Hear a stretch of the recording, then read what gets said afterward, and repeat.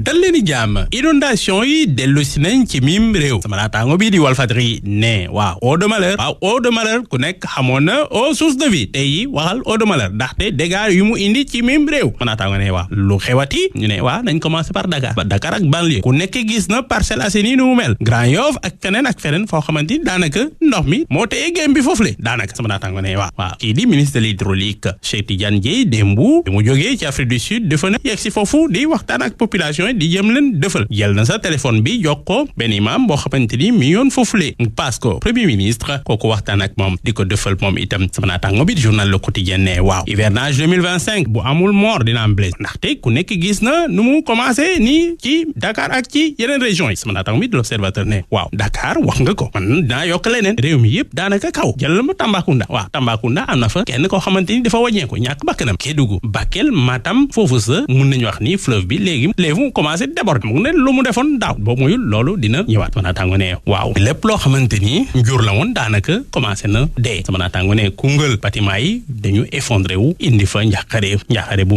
métti ANACIM nee na nag affaire yi jeexul de kenn yàqamti foog ni affaire yi jaan ANACIM nee na non jeexul préparé leen te ndaxte jusqu'au 22 août affaire yi dina continuer ñu préparé wu sama naataango bi di journal Tribune ne waaw fu mu toll nii moom daanaka population yi nekk nañ ci njàqare ñu bëri ñoom mënutuñu lekk wala sa perte nañ fu ñu doon dal Ngor Cambérène Diamaguène ak feneen ñu ngi ci guddi ju bët setugul sama naataango bi di journal Le Soleil ne waaw c'est vrai loolu am na waaye nag nguur gi nee na dina def lépp ngir pomper ndox mi génnee leen ci situation boobule sucré salé jël xalimam ne waaw léegi nag nañu xant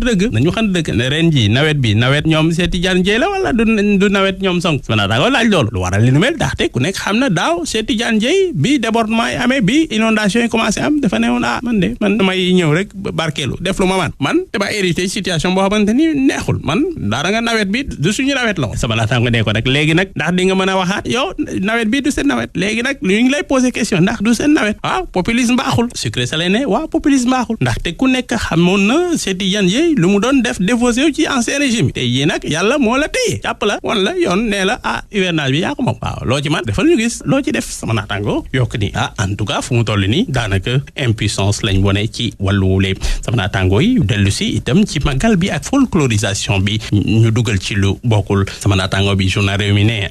Khalifa Touba bi kontaanul dara ci lu mu gis ci TikTok yi wala yenn yoo xamante ni commencé na woon ko wane ci magal Touba bi ndaxte ku nekk xam na yenn yi waru fa am sama naataango de ñoom nag nee nañ dañuy jël décision ci wàllu wuule magal bi di ñëw ku fay dem di def yenn yi na préparé wu ndaxte duñ ko bàyyi mu def li nu mel la sama naataango bi di journal Source A ne waaw bilan bi joxe nañ ko 30 morts la ci accident yi lu bon fanweeri nit ñàkk nañ seen bakkan journal Vox Populi ne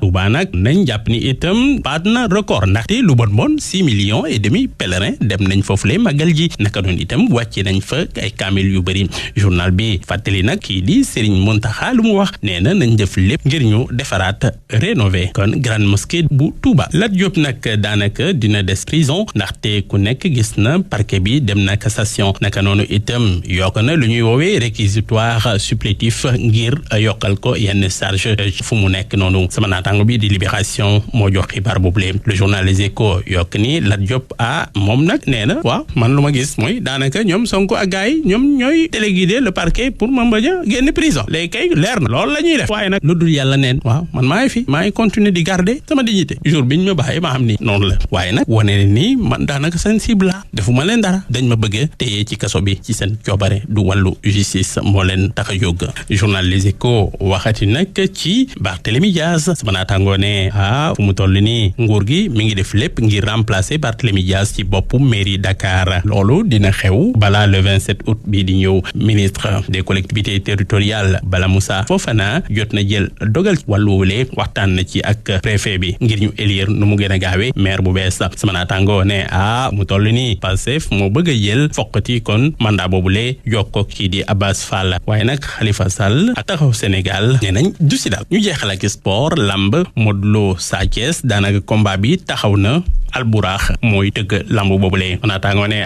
amateur yi amati nañ ndam ndaxte Baye Ndiaye liggéey na ci wàllu wule ficelé combat bi Modou Lo Sa Thiès amateur yi retenir kon seen souffle jërë ngeen jëf